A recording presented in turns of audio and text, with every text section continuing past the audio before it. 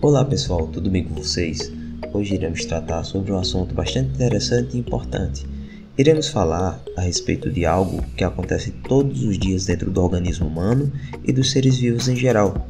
Falamos assim da gliconeogênese. Nosso trabalho será apresentado por Thaisa Coelho Farias, Vitória Soares Souza, Marcelo Quaresma Martins, Matheus de Brito Cordeiro e por mim, Pedro Arthur. Bom, ao se fazer uma análise sobre a palavra gliconeogênese, podemos perceber que glico vem da palavra glicose, neo vem de novo e gênese vem de origem. Então, fazendo uma análise bem superficial sobre a palavra gliconeogênese como um todo e seus respectivos significados quando divididos em parte, podemos notar que falaremos sobre o processo de formação da glicose, claro, por nossos organismos. Mas o que é glicose? Por que ela é tão importante? A glicose é o principal combustível universal para todas as células em todos os seres vivos. Existem outros combustíveis além da glicose, porém, a glicose é o principal, é o mais fundamental para o nosso organismo. Então, além de existir dentro de nós, dentro do nosso organismo, também é universal, então é encontrado nos organismos dos animais, de todos os seres vivos. Mas por que ela é tão importante? Existem alguns tecidos dentro dos organismos dos seres vivos que são exclusivamente dependentes de glicose. Por exemplo, o tecido nervoso, os neurônios, o próprio cérebro, que consome diariamente uma grande taxa de glicose. Então, por esse motivo e por outros, a glicose é fundamental para a nossa existência como um organismo.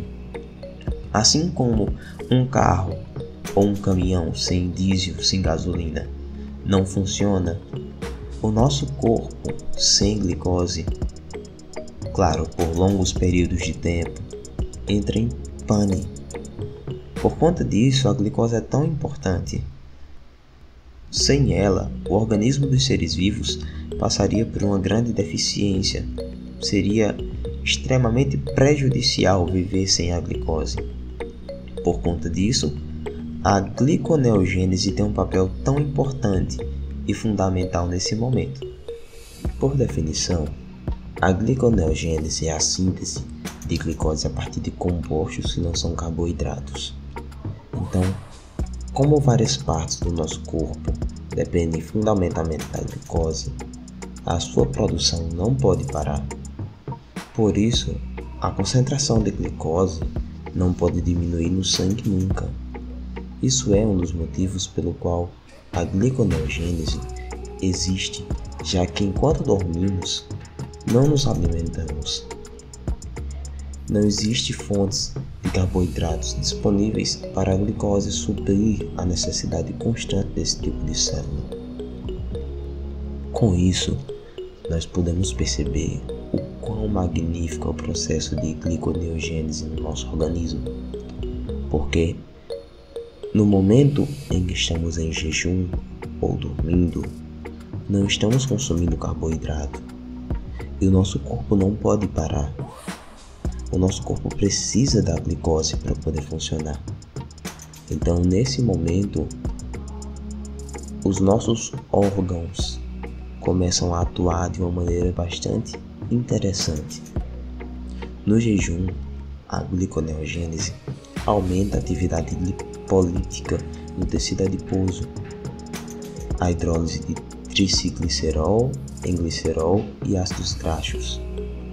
A maioria dos órgãos começam a usar preferencialmente ácidos graxos para sobrar glicose para partes que preferem esse substrato. Logo, esses órgãos usam ácido graxo para que a glicólise da gliconeogênese sobre para os órgãos que só usam preferencialmente glicose. Além disso, podemos perceber que a gliconeogênese é capaz de converter piruvato em glicose. Dessa forma, os precursores não carboidratos da glicose são transformados em piruvato ou entram na via na forma de intermediários, tais como o oxalacetato e dihidroxiacetona fosfato. O nosso corpo pode gerar glicose a partir de 3 precursores: o glicerol, o lactato e os aminoácidos, com exceção da leucina e lisina. Vale ressaltar também que a gliconeogênese não é o inverso da glicólise. Muitas pessoas incorrem nesse erro, incorrem nessa confusão, pois existem 3 etapas da glicólise que são irreversíveis. E para que o piruvato chegue ao estado de glicólise, é necessário contornar essas reações a partir de outras enzimas. Por fim, a gliconeogênese ocorre principalmente no fígado, também nos rins com um pequeno percentual, e ainda ocorre alguma gliconeogênese também no cérebro, no músculo cardíaco e nos músculos esqueléticos. Se nós fôssemos fazer uma pequena comparação para poder compreender, falaríamos de 2 coisas interessantes. Por exemplo, quando um médico chega a um paciente e diz que ele precisa entrar em jejum para fazer um exame ou para se fazer uma cirurgia, perceba que o mesmo não está se alimentando, não está ingerindo carboidratos. Porém, o seu corpo não pode entrar em pane. O seu corpo não pode ficar sem a glicose. Então, nesse momento, acontece uma grande ação da gliconeogênese, produzindo a glicose não por carboidratos, mas a partir de aminoácidos, do lactato, do piruvato e o glicerol. Então perceba que nós temos um exemplo bastante interessante na natureza também, que é o período de hibernação dos animais. Então, no período em que o animal está hibernando, ele não está se alimentando, mas nós percebemos que mesmo assim, ele não entra em deficiência ou seu corpo não entra em pane por conta disso, porque acontece naquele momento a gliconeogênese, que supre toda a necessidade do corpo de ingerir glicose, de ingerir carboidratos, assim mantendo estável e em pleno funcionamento.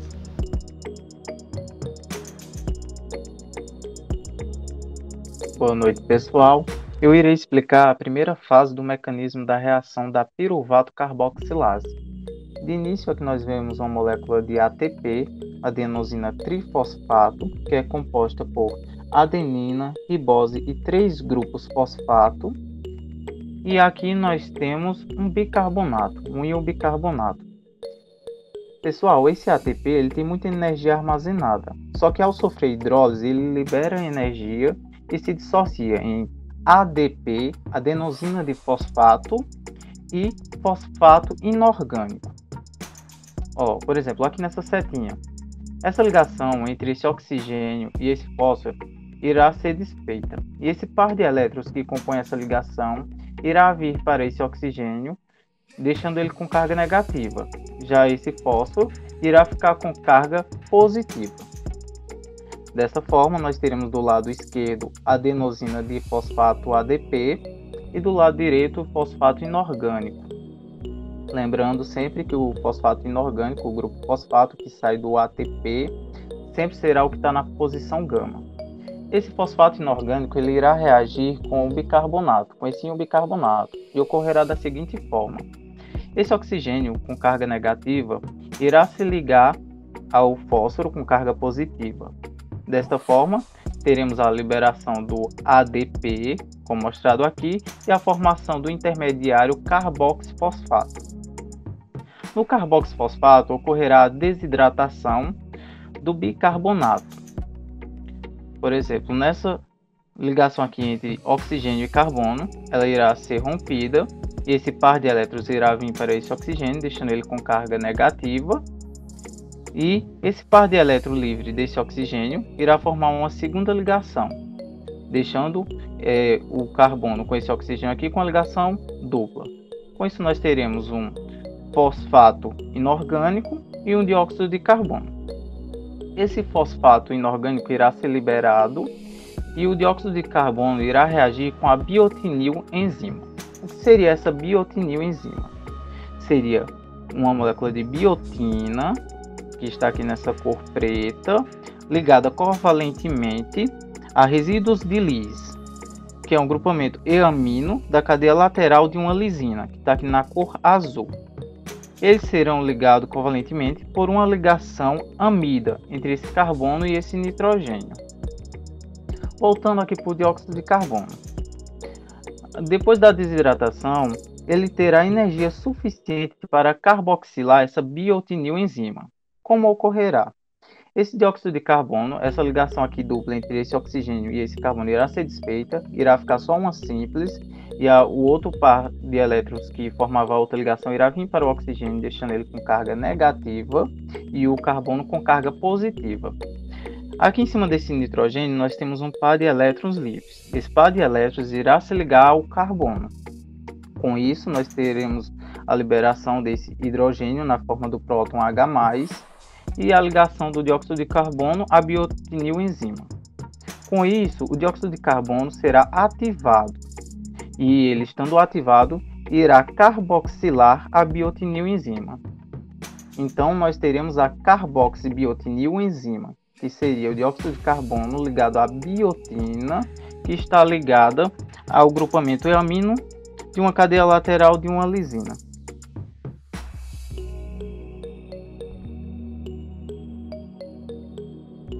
Bem, boa noite, ou bom dia, né, ou boa tarde. Eu irei apresentar para vocês a segunda fase do mecanismo de reação da piruvato carboxilase. Essa segunda fase, ela tem como objetivo a conversão do piruvato em oxalacetato. Futuramente, né, o oxalacetato ele vai ser convertido em PEP, fosfonol piruvato, para que assim a gente possa, né, obter a tão sonhada glicose. Mas por que eu não posso simplesmente converter piruvato em PEP? Eu não posso fazer isso de forma direta. Bem, isso não é possível, né? A gente não pode simplesmente fazer isso porque essa reação ela requer um suporte de energia, porque ela é uma reação endergônica, né? Ela vai liberar uma grande quantidade de energia.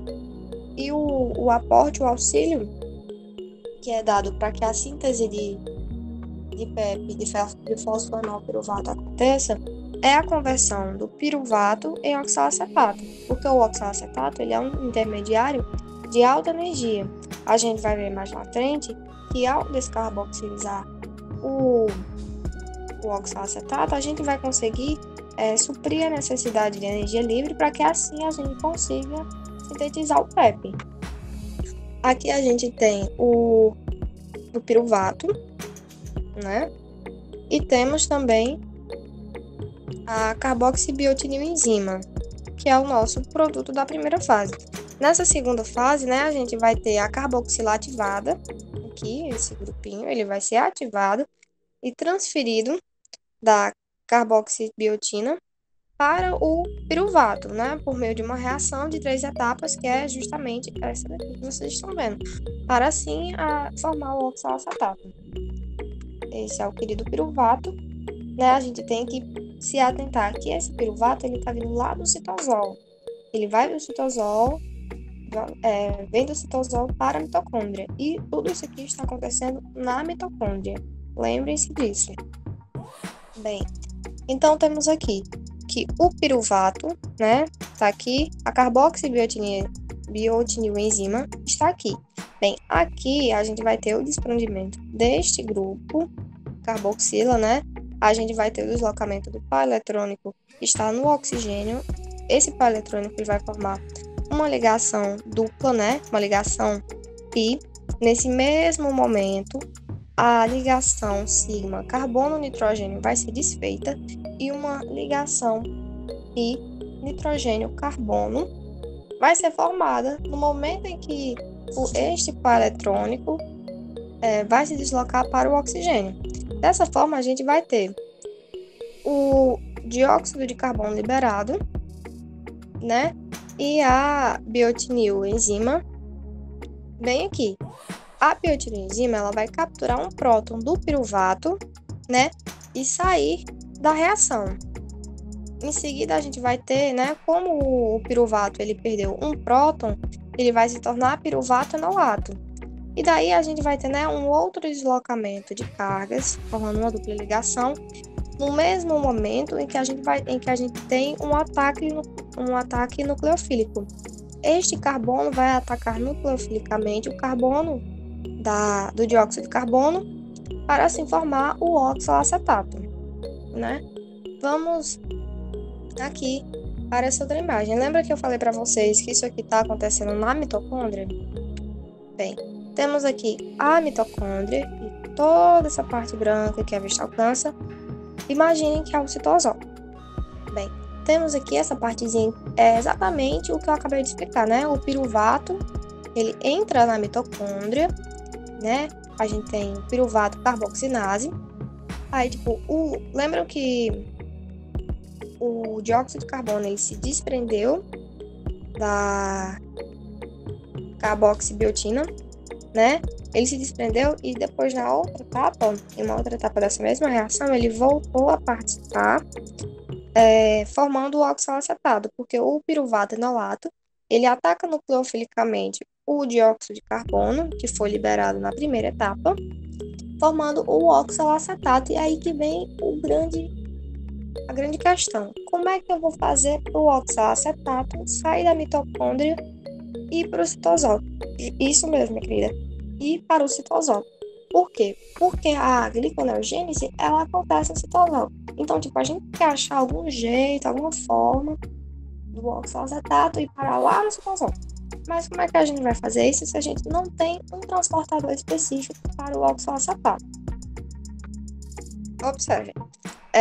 O oxalacetato, ele será reduzido a malato por meio da malato desidrogenase mitocondrial. Com isso, a gente vai ter um consumo de um NAD+, um NADH, um NAD reduzido, né? E aí, a gente vai ter o oxalacetato reduzido a malato, né? E o NADH, ele vai ser oxidado a NAD+. Dessa forma, é que o oxalacetato vai conseguir sair da mitocôndria para o citosol.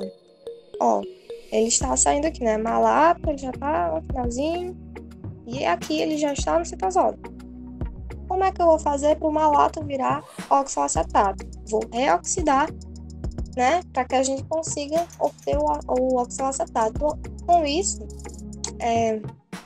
a gente vai ter o NADH reduzido de volta, né? Tudo isso por meio da malato desidrogenase citosólica, né? Dessa vez da acitosólica, outra vez foi a mitocondrial. Com isso a gente vai ter, né, o oxalacetato já no citosol, pronto para se converter em PEP.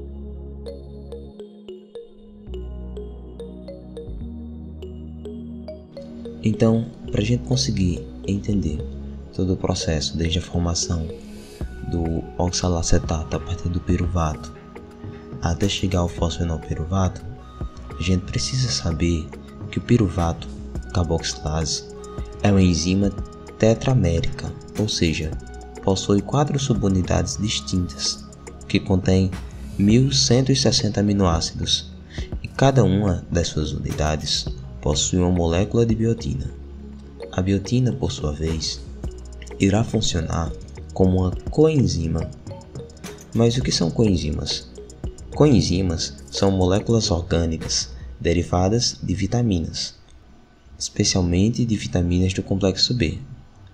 Ela vai participar de algumas reações importantes, especialmente da ativação do bicarbonato e a formação do íon bicarbonato em CO2, e por fim, na inserção do CO2 na molécula de piruvato para produzir o oxalacetato.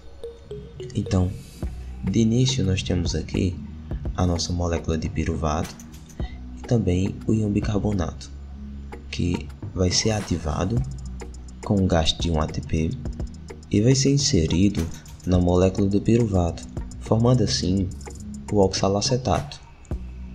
Então, no processo de ativação do bicarbonato, com o gasto de um ATP, o mesmo vai ser transformado em CO2, será ativado e será em seguida inserido no piruvato para assim formar a molécula de oxalacetato.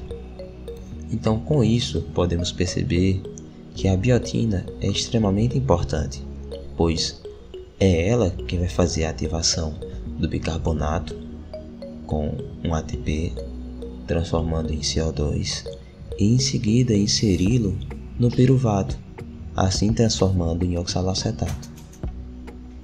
Então, depois da produção do oxalacetato, nós veremos a reação que a PEP carboxilase vai fazer.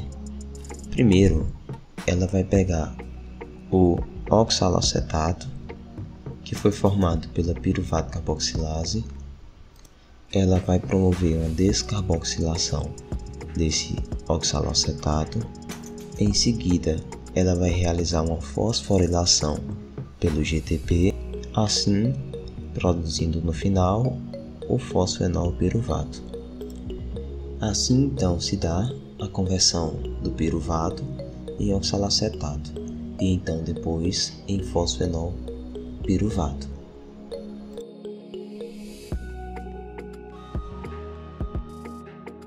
Então, boa noite. Nós vamos dar continuidade ao trabalho sobre gliconeogênese. Vocês viram até então que a gliconeogênese às vezes é considerada o inverso da glicólise, porque os produtos eles são inversos realmente. A glicose ela vai sendo quebrada no processo de glicólise até o piruvato. E já no processo de gliconeogênese, a gente parte desde a formação do piruvato, passando pelo oxaloacetato até o PEP e a glicose como produto final. Porém, essa afirmação da glicólise ser o inverso da glicólise, da gliconeogênese ser o inverso da glicólise é errônea, porque na glicólise eu tenho 3 etapas que são irreversíveis. E essas 3 etapas, elas são executadas por enzimas diferentes das presentes na gliconeogênese. Porém, como nós vamos ver agora, existem algumas etapas que são sim comuns, tanto da glicólise como da gliconeogênese, e também são fundamentais para a compreensão do nosso estudo. A primeira etapa da gliconeogênese, vocês já tiveram acesso, vai desde a formação do piruvato até o PEP. E daí em diante, nós temos aqui, no primeiro momento, a partida do 2-fosfoglicerato para o 3-fosfoglicerato. Vale salientar, nesse contexto, que quando eu falo de gliconeogênese, é importante eu sempre reparar na reação inversa, porque os materiais a respeito da gliconeogênese não são tão abrangentes quanto da glicólise. Então, aqui é uma foto de um processo direto, que seria da glicólise, mas nós vamos olhar para o processo inverso, que é o da gliconeogênese. Então, se puderem reparar nessa imagem no canto direito, vocês vão poder observar 2 grupos Is aqui, que vão agir como catalisadores, são as minhas enzimas, e mais o 3-fosfoglicerato, que no caso, vocês devem imaginar como se fosse o 2-fosfoglicerato, até porque a diferença é justamente essa troca de grupos. Esse é o procedimento talvez mais simples desse processo, porque simplesmente eu vou fazer uma troca de grupos aqui. O hidrogênio, que está no carbono 2, vai passar para o carbono 3, e o grupo fosfato, que está no carbono 3, vai passar para o carbono 2. No caso aqui, eles estão ligados ao oxigênio, mas é importante ressaltar aqui que a nomenclatura é pelo carbono. Então, dando continuidade, se vocês puderem observar nessa enzima inferior, eu tenho aqui um par de elétrons que vai atacar o meu hidrogênio da molécula de 3-fosfoglicerato. Quando esse ataque ocorre, a ligação, aliás, o par de elétrons que estava aqui nessa ligação entre o oxigênio e o hidrogênio, ele vai ser usado para interagir com o grupo fosfato, que por sua vez vai liberar seu par de elétrons para o nitrogênio. Lembrando que esse N+, ele é um excelente grupo abandonador. Então, por isso que essas duas enzimas, elas são perfeitas para a realização desse processo.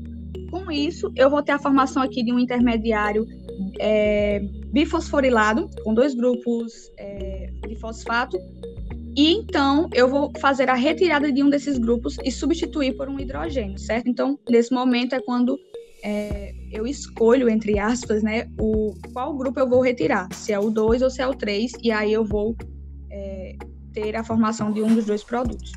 No caso aqui, se eu for olhar para o processo direto, eu vou retirar o grupo fosfato do carbono 3, ele vai ser atacado por esse par de elétrons que está agora na enzima superior, e o oxigênio, que vai ficar com carga negativa, vai atacar o próton aqui, que está unido ao nitrogênio da enzima inferior, formando aqui o 2-fosfoglicerato e reconstituindo as minhas duas enzimas. No próximo processo, eu vou ter a passagem do 3-fosfoglicerato, que acabou de ser formado, mais uma molécula de ATP, para o 1,3-bifosfoglicerato e uma molécula de ADP. Lembrando que a molécula de ATP, ela possui uma grande concentração de energia armazenada, certo? E normalmente essa transição de ATP para ADP é feita a partir de uma hidrólise da água. Nesse caso, a água ela não vai interagir, porém eu tenho aqui a presença de um oxigênio com carga negativa. Esse oxigênio, ele vai realizar um ataque nucleofílico aqui ao grupo fosfato do ATP, certo? Como se fosse uma molécula de água atacando o ATP para formar ADP. Só que nesse caso é o oxigênio do 3-fosfoglicerato. Quando esse ataque for realizado, eu vou ter a formação de um intermediário com uma grande quantidade de energia também. Vocês podem observar que são muitas ligações ao mesmo tempo. Então, o que vai acontecer? Um dos meus oxigênios que está com carga negativa vai reconstituir a sua dupla, e quando isso ocorre, essa ligação aqui entre o fosfato e o oxigênio, que também está ligado ao grupo fosfato do ATP, ela vai se romper, e aí nós vamos ter a formação do 1,3-bifosfoglicerato, né? O oxigênio ele vai ficar ligado com o grupo fosfato, e eu vou ter o desprendimento desse grupo, causando aí a formação do ADP. A próxima fase, ela é um pouco mais complexa e ela interage e para que ela ocorra, eu vou ter a interação aí de alguns outros grupos e outras enzimas. Então, aqui eu vou partir do 1,3-bifosfoglicerato para o gliceraldeído 3-fosfato e um fosfato inorgânico, certo? Então, esse processo, ele vai ocorrer a partir da interação do NADH, certo? Que é o NAD reduzido, mais uma molécula de H+. Aqui eu tenho o processo direto, certo? Eu vou ter a presença também desse grupo cis, que é um derivado de enxofre, e ele vai interagir com o meu NAD+ aqui, na enzima, formando esse intermediário aqui, tioéster, e posteriormente ele vai levar à formação do 1,3-bifosfoglicerato. Porém, não é isso que a gente quer, nós queremos olhar para o processo inverso. Então, nessa pequena demonstração, você pode observar que o grupo cis, ele ataca o carbono e a dupla ligação do oxigênio, ela se rompe, fazendo com que este fique carregado negativamente. Nesse meio tempo, eu tenho a entrada do H+ e do NADH no sítio ativo da minha molécula. E aí, quando esse cis, ele entra aqui no carbono, eu tenho a formação desse intermediário aqui, que Ao reconstituir a ligação dupla do oxigênio, libera o grupo fosfato que interage com o H+. Assim, eu já tenho a reconstituição do meu grupo de fosfato inorgânico, que está aqui demonstrado no final. Então, essa ligação dupla, ela novamente é quebrada, deixando o meu oxigênio carregado negativamente, para que assim eu tenha a formação de um carbocátio. Como o meu grupo fosfato ele foi retirado, então o meu carbono ele está com déficit de elétrons, de carga negativa. Como o NADH ele participou anteriormente da reação direta, como vocês podem observar aqui, o NAD+, ele interage e rouba o hidrogênio com a sua carga, né? Ele se estabiliza na forma de NADH. Ele oxida a molécula. Então, nesse caso, ele vai liberar o H com o seu elétron, com o seu par de elétrons, e ele vai interagir com o carbono. Quando isso ocorrer e a ligação dupla do oxigênio for reconstituída, eu vou ter a liberação do grupo cis. Isso aqui é um processo bem simplificado, certo? Quero deixar bem claro isso ocorre em mais etapas, porém aqui, só para agilizar um pouco, ele está bem resumido. Então, no final, eu vou ter a reconstituição do meu NAD+, do meu fosfato inorgânico e da minha molécula de gliceraldeído 3-fosfato, como vocês podem observar. É o carbono ligado a uma dupla O e o meu hidrogênio. Dando continuidade aos processos de gliconeogênese, que correspondem justamente, como o Thais falou, em algumas etapas ao processo inverso da degradação da glicose, mas que em algumas partes do processo há uma certa necessidade de um contorno, porque o processo é irreversível. Então, dando continuidade, o gliceraldeído 3-fosfato irá reagir com a dihidroxicetona-fosfato e formar a frutose 1,6-bifosfato.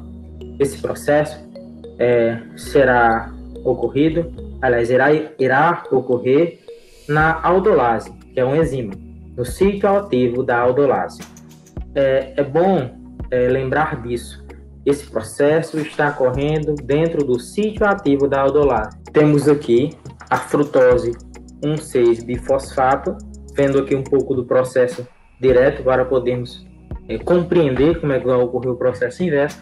Veja que a frutose 1,6-bifosfato, ela vai se abrir, transformar-se na cadeia aberta, e a aldolase, você veja que ela está cercando aqui o sítio ativo da aldolase, está englobando, de certa forma, essa cadeia aberta.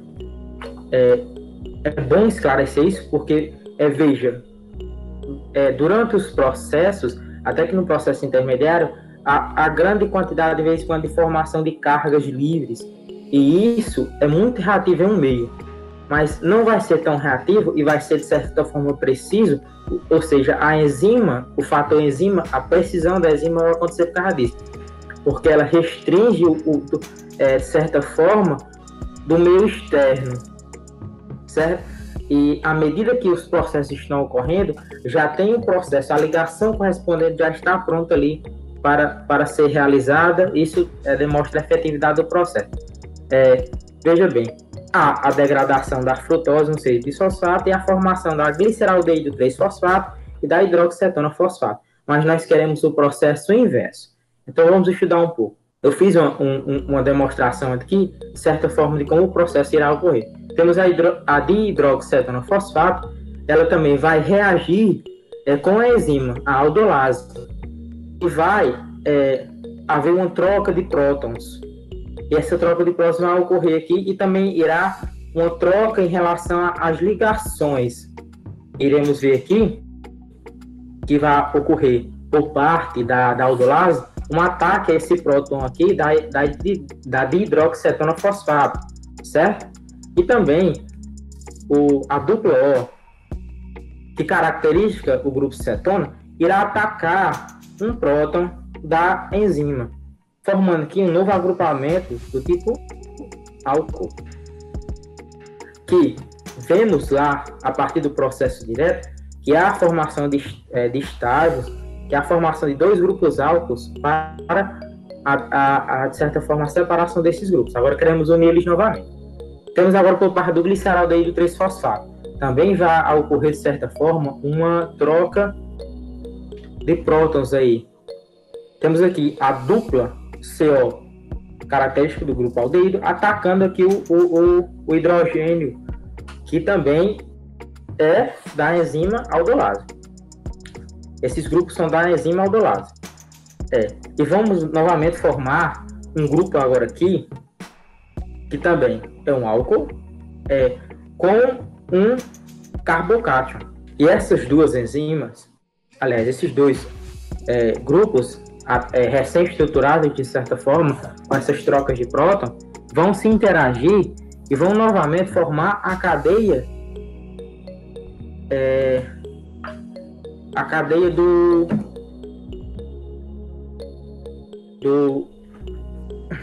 da frutose 1,6-bifosfato. Ela vai ser reconstituída.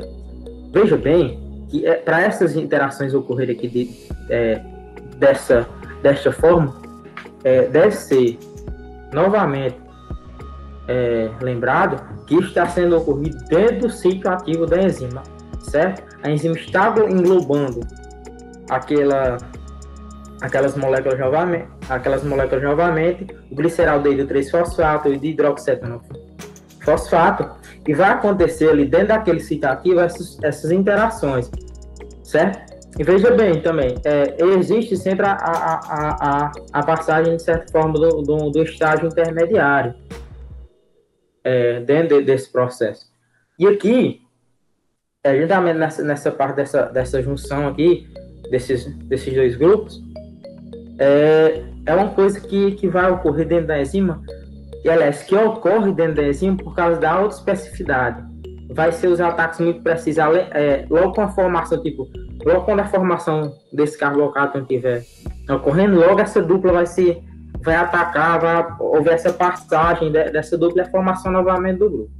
Logo após a formação novamente da frutose 1,6-bifosfato, veja bem, vai ocorrer a ciclização novamente dela, ou seja, esse grupo aqui, C-O no carbono 2, vai gerar um ataque nucleofílico no carbono 5 e gerar novamente a ciclização da frutose 1,6-bifosfato. Pode passar.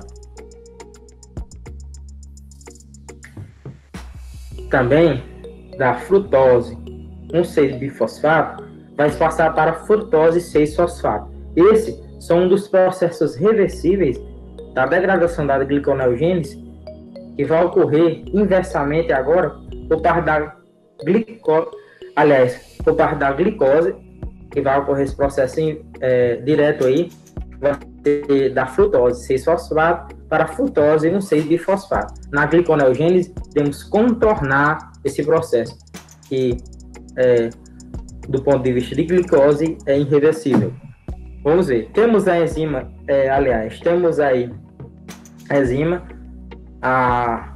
que vai justamente reagir, que é a frutose bifosfatase.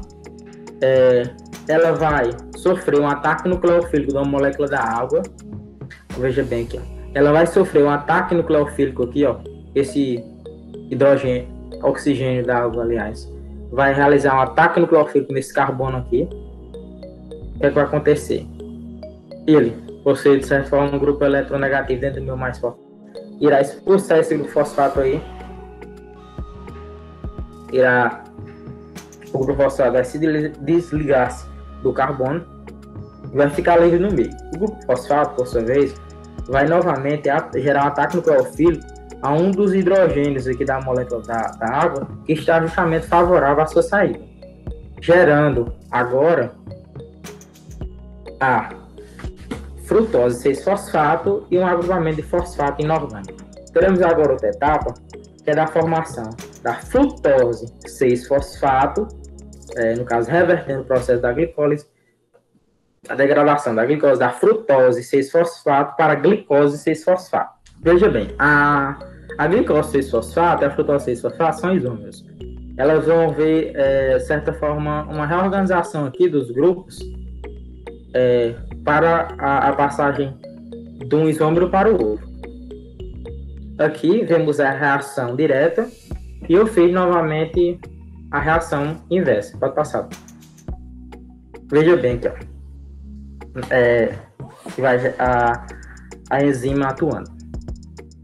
Ela vai, novamente, que vai ocorrer, de certa forma, uma troca de prótons, e essa troca de prótons vai gerar justamente essa deslocação do grupo funcional de um carbono para outro. Vamos ver, a enzima que vai gerar um ataque nucleofílico nesse hidrogênio. Esse hidrogênio vai pegar essa ligação novamente, reconstituir, gerando uma dupla com o carbono. Aqui os carbonos referentes aqui são o carbono 1 e 2 da cadeia.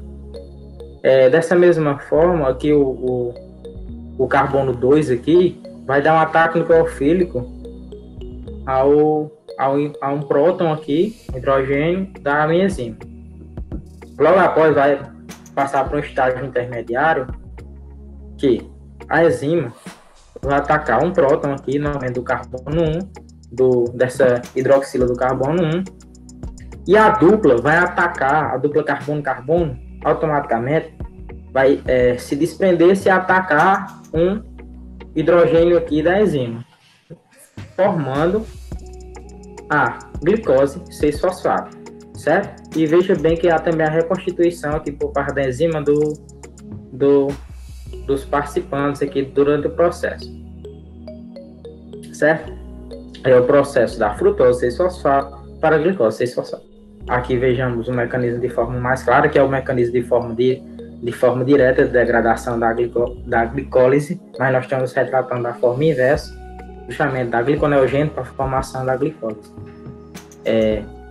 A glicose 6-fosfato abrindo a cadeia e formando a frutose 6-fosfato, mas a gente está retratando justamente aqui, ressaltando do processo inverso.